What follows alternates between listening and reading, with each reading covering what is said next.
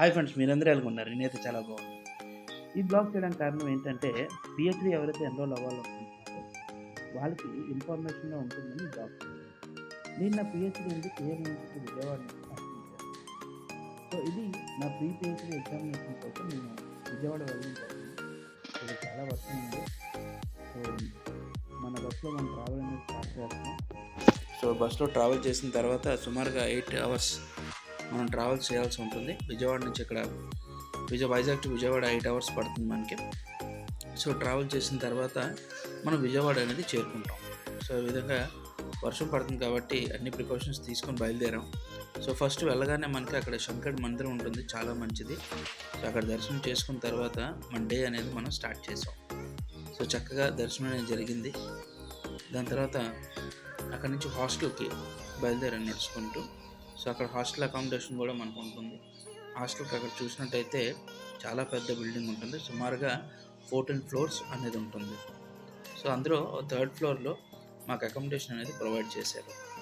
So ఈ hostel మనం చూసినట్టయితే సుమారుగా 200 ఎకర్స్ మొత్తం క్యాంపస్ అనేది ఉంటుంది. 200 ఎకర్స్లోని బాయ్స్, గర్ల్స్, అదేవిధంగా ఇంజనీరింగ్, ఎంబీఏ, ఫైన్ ఆర్ట్స్ ఇవన్నీ కూడా ఉంటాయి. సో నా ప్రిపరేషన్ అయితే స్టార్ట్ అయిపోయింది ఎగ్జామినేషన్ కోసం. సో ఆఫ్టర్ 11 to 15 ఇయర్స్ మళ్ళీ ఎగ్జామ్ అనేది రాస్తున్నాను.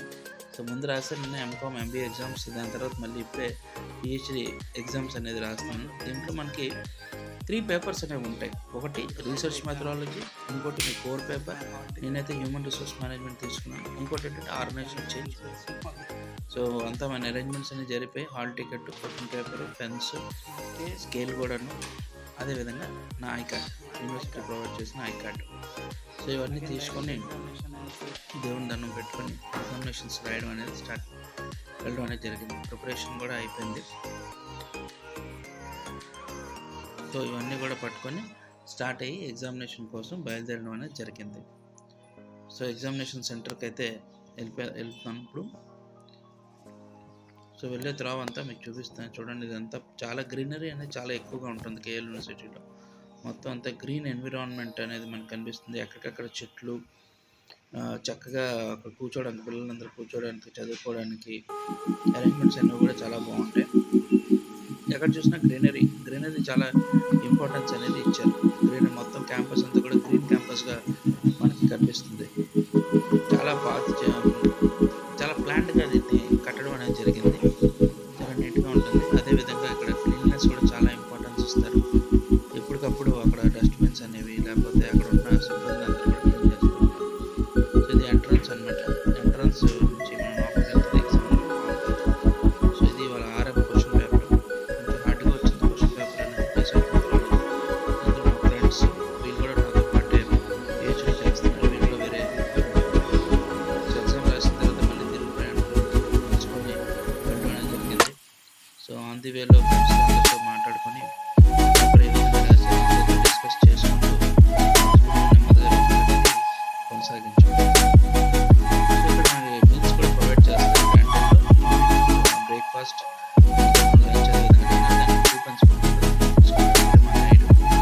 డాక్టర్ రత్న తాలూకుదార్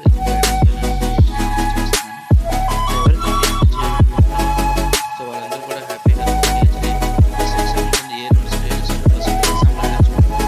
ఎగ్జామ్ రాసిన తర్వాత క్వాలిఫై అయిన ప్రోగ్రామ్ అనేది కండక్ట్ చేస్తారు.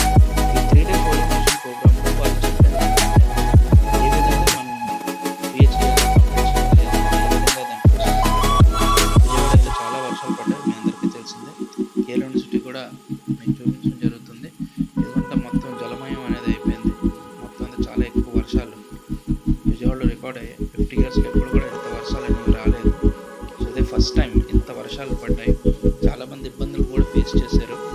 మేము కూడా వచ్చినప్పుడు కొన్ని ప్రాబ్లమ్ అనేది ఫేస్ చేసాం విజయవాడ టు వైజాగ్. ఎందుకంటే బస్సులు, క్యాబ్స్ ఇవన్నీ కూడా కొంచెం నడవలేదు. సో ఇది మా ఎగ్జామినేషన్ ఎంట్రన్స్ అనమాట. ఇక్కడ రోజు ఎగ్జామ్స్ రాసాము. సో 3 days CS బ్లాక్లో 3rd ఫ్లోర్లో మా ఎగ్జామినేషన్ జరిగేది. సో అయిపోయిన తర్వాత మా ఫ్రెండ్స్ అందరితో సరదాగా మాట్లాడుకొని ఎలా